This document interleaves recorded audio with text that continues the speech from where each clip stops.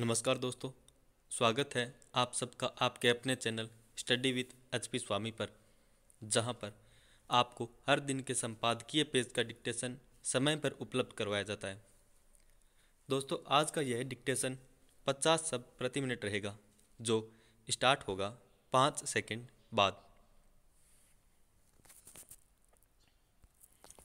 Start. Bharat चीन में 8 माह पहले हुए हिंसक टकराव भाग के बाद से तनातनी खत्म होने का नाम नहीं ले रही। दोनों देशों के सैन्य कमांडरों में 8 दौर की बातचीत का नतीजा भी सिफर ही है। हालात कभी भी युद्ध जैसे हैं, क्योंकि चीन मानने को तैयार ही नहीं। भारतीय विदेश मंत्री एस जयशंकर ने 2 दिन पहले ही कहा है कि चीन सीमा से अपने सैनिकों व अन्य सैन्य संसाधनों को पीछे हटाने को तैयार नहीं है, बल्कि वह इस जमावड़े को उचित ठहराने के लिए नए नए तर्क कुतर्क दे रहा है। सारे तर्क कुतकों का सार यही है कि वह जहाँ तक बढ़ गया सही है, और भारतीय सेना ने अब जिन मोर्चों पर अग्रिम तैनाती से अपनी सामरिक बढ़त बना ली है, वह पीछे लौट जाए। यानी आज भी वह वही मंसूबे पाले है जो उसने 50 वर्ष पहले पाले थे। हाल ही में उसने तिब्बत से निकलने वाली ब्रह्मपुत्र नदी के उद्गम पर पनबिजली का अपना सबसे बड़ा प्लांट लगाने की भी एक तरफा बात की है। चीन से इससे ज़्यादा उम्मीद करना भी बेकार है। माओ से तुंग व चाउ एन लाई से लेकर शी जिनपिंग तक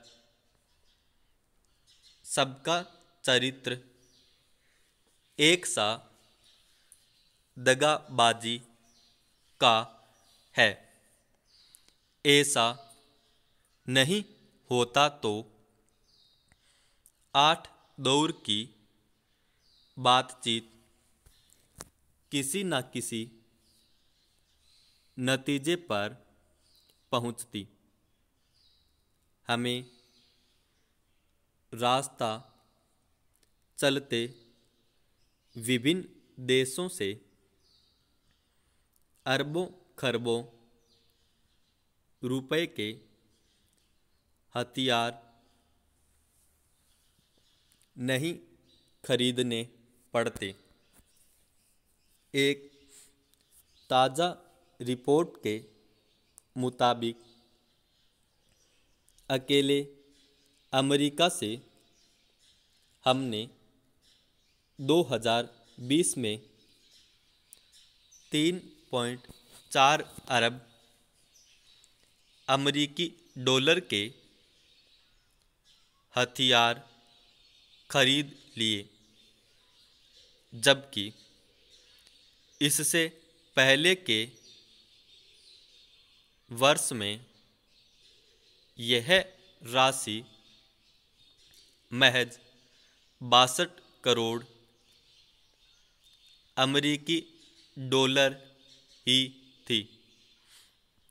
उल्लेखनीय यह भी है कि अमेरिका का कुल सैन्य कारोबार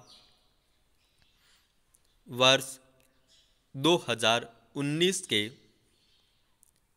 55.7 बिलियन डॉलर के मुकाबले वर्ष 2020 में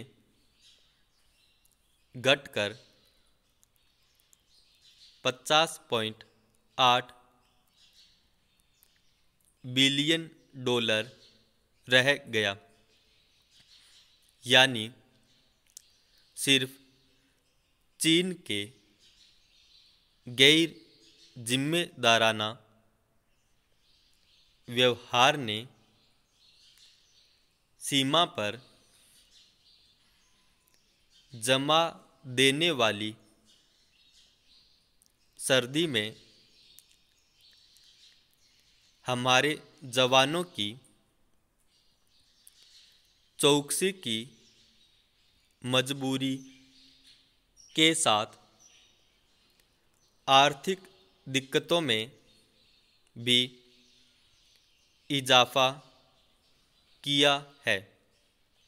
अब हमें भी चीन और उसके नेताओं के साथ रिश्तों पर नए सिरे से विचार करना चाहिए। दो देशों व उसके नेताओं में अब तक व्यक्तिगत कुछ नहीं होता, जब तक कि उसका लाभ उनके देशों को नहीं मिले। कोई भी देश घाटे का समझौता नहीं करेगा। आज के हालात में हमारे लिए भी शायद यही ज़रूरी है कि हम चीनी नेतृत्व को यह साफ साफ कह दें कि जब तक वे पूरी लद्दाख सहित टकराव के अन्य बिंदुओं से तुरंत पूरी वापसी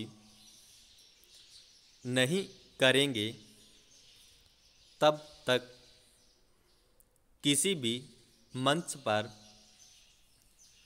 वार्ता का कोई मतलब नहीं है। यही हमने पाकिस्तान से किया है। और यही चीन के साथ होना चाहिए। बुजुर्गों ने कहा है कि जैसा देवता हो उसकी वैसी ही पूजा होनी चाहिए, तभी बात उसके समझ में आती है। समाप्त।